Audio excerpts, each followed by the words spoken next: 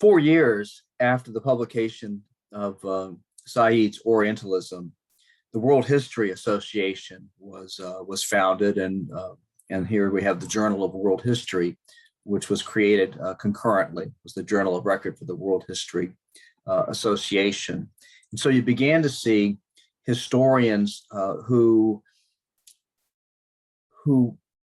began to view themselves as centrally concerned with world history, and I'm not talking about historians who were interested in Chinese history or Russian history or Japanese history or whatever. I'm talking about historians who were interested in coming up with a global picture. You know, excuse the pun, of looking at the world entire as a kind of a global system.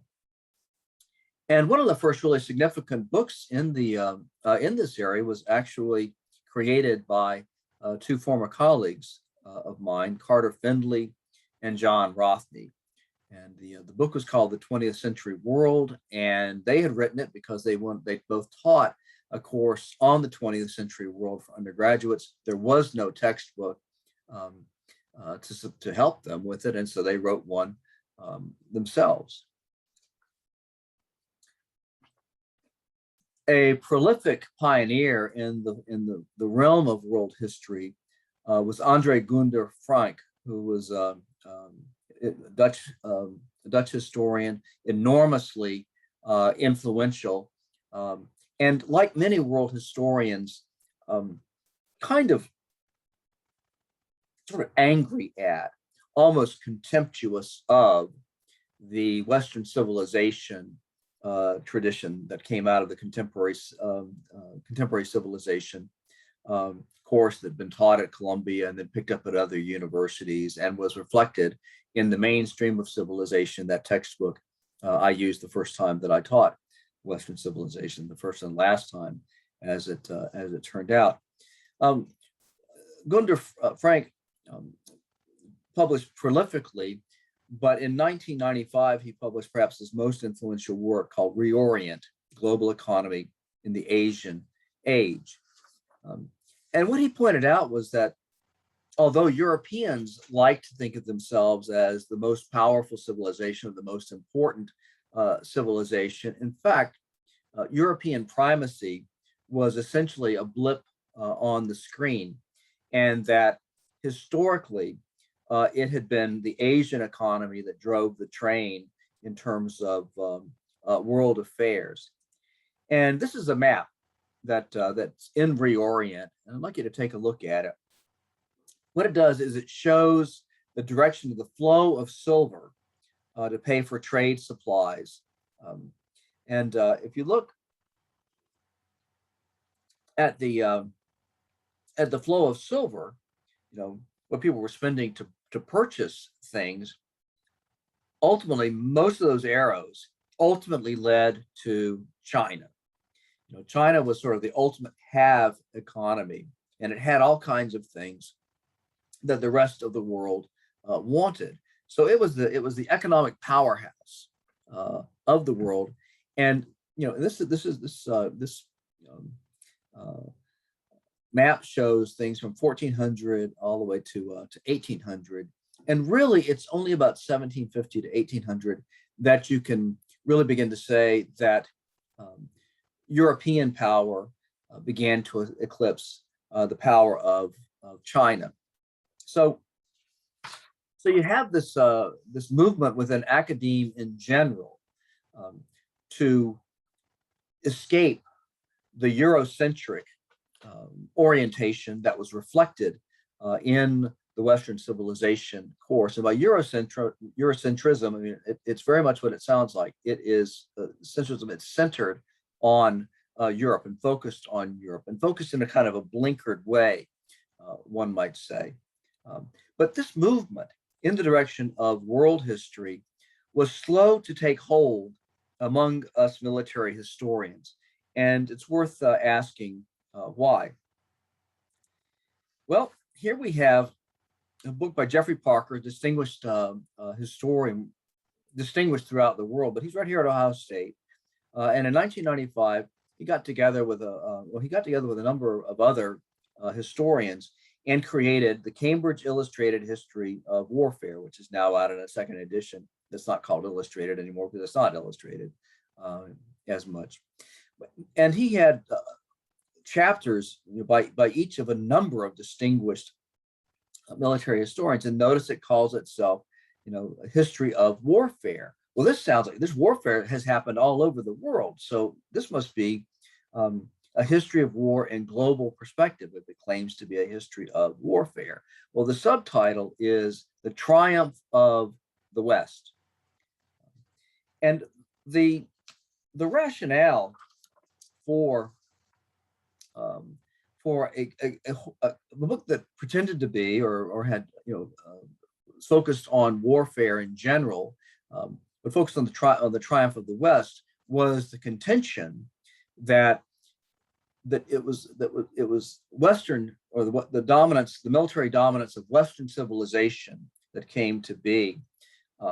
That was the most important development in military history, and that Western societies overran most of the world. By 1914, they controlled 80% of the world's surface. And if you look at the militaries of all of the non-Western cultures, whether it's Chinese, Korean, Japanese, Sub-Saharan Africa, wherever you go, what you find are the armed forces of these nations just adapting themselves, to Western military, the Western military culture, so that the uniforms in these countries look very much like those in Europe. The ranks are the same, the weaponry is the same, the strategy and the tactics are similar. In Japan, in particular, they sent some of their brightest officers to study warfare in Germany, which they thought was the best place, had the best army in the world in the late 19th century.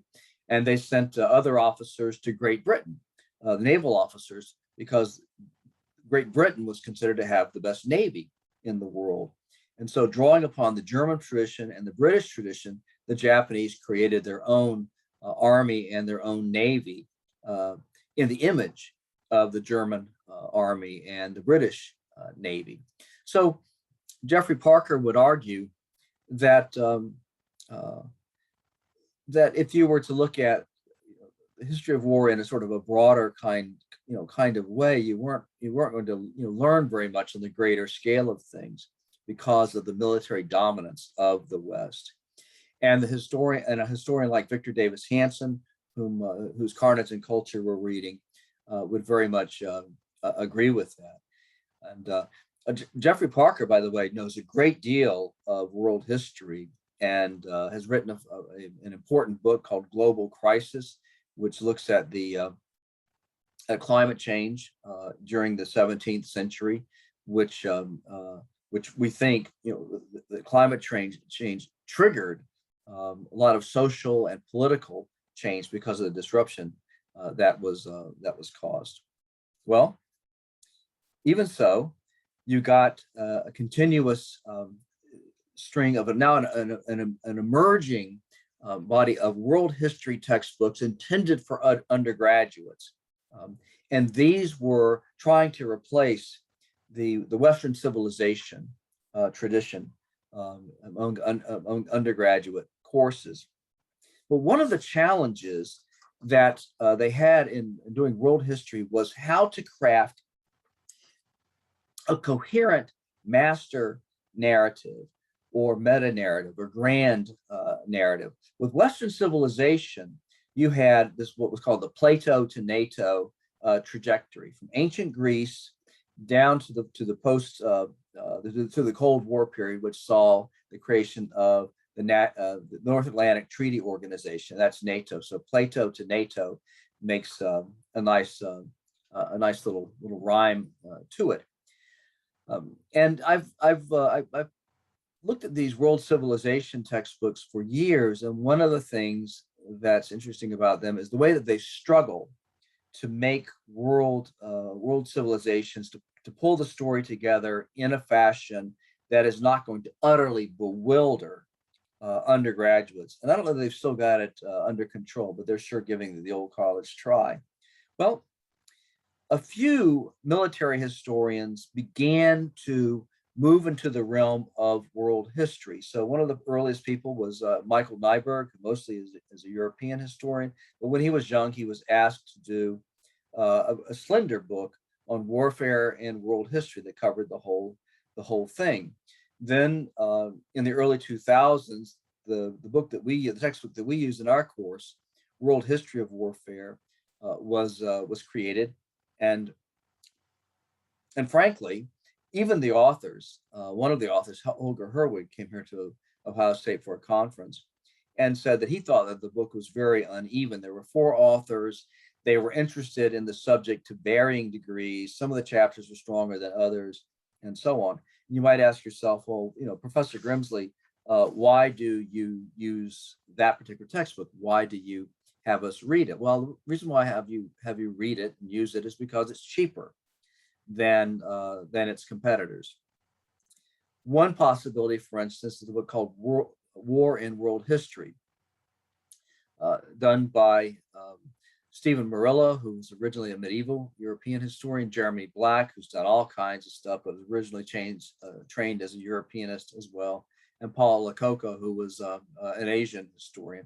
They got together and created this 2-volume War and World History textbook, which I'm not even sure is around anymore. It's quite nicely done, but it was incredibly expensive, and I don't think it was adopted very much by universities. And then we have, if I were going to go with a different book for this History of War course, it would be Waging War: Conflict, Culture, and Innovation in World History by a friend of mine, Wayne Lee. There he is on the left, who for my money is one of the very best historians working today of my generation. And he's a few years younger than me. He's probably in his mid-50s. I'm edging up on 62 years old. But this book, I think, is what I would go with. The one difficulty with it, aside from the fact that it's expensive, it's about $80 if you were going to purchase it, is the way in which he approaches the subject. Because if you this is the table of contents for the period in history that we've been working with so far, and so you can see, excuse me, that chapter 1 is very much like what I did with War Before Civilization, and then the emergence of war. Chapter 2 looks at war in the ancient world, but if you look, he pulls together events or developments all over the Eastern Hemisphere, which is to say Asia, Central Asia, Mesopotamia, not so much Europe because there's not much going on there. And so he's talking about developments all over the world. And then Men in Lines with Spears, that's about the emergence of infantry all over the place, and so on. And what I found about this approach is that it truly is, I think, the first successful military history textbook to deal with, to do military history in a global perspective. But one problem from my standpoint is that to use this book effectively, you have to adopt Wayne's curriculum, Wayne's approach to teaching this course. So you can't just use this book to support teaching military history, a course in military history, your own way. In order to do it successfully, you have to do it his way, and that is a kind of a theme that I see over and over again with world history textbooks. That the systemic approach that they use kind of forces you into a position where you've got to follow the way that they want to tell the story if it's going to have any kind of coherence. So, well, now that but given that there is this global military history available to us, why is it that in this course, the history of war, we're dealing so seldom with non-Western civilizations. This week we're looking at ancient China and medieval Japan. But Professor Grimsley, why aren't we looking at world history more expansively? Why is this course focused mainly on European history? And there are two reasons for it, one good and one less good. The good reason is that this is an introductory course. It's a 2000 level course. It's the only history course that many of you are ever going to take. And I think that you would find it hopelessly confusing if I threw one civilization at you after another. Even the unusual names would throw you. To say nothing of having to tell you about the history of civilizations that you knew nothing of, and then expect you to not only know the basics of the civilization, but also the armed forces and the armed conflict that went on in those regions. This is a gateway course to understanding the history of war. And so what I focus on are things like the nature of war. Has war always been with us? Causes of war, war in society. I just about grand strategy, and so on. I can do these successfully, largely within the European and American tradition, which which most of you know something about. So that's the good reason. The less good reason is that I myself was trained in this Eurocentric tradition, so that my major field was military history, but my second field was American history. My third field was early modern European history. And I was never trained to do world history, which in terms of what you could study at Ohio State, the graduate work at the time that I was here getting my PhD, was just beginning to emerge. And so the opportunity wasn't available to me then, and I've never been able to pick it up over the years in order to have a sort of a strong enough command of it to feel comfortable teaching it in this 2000 level without being afraid of confusing all of you undergraduates. So that's the reason why you're not going to see very much non-Western civilizations in this course. But I did want you to have a sense of important military developments in the creation of China and Japan, two countries that were very much made by war.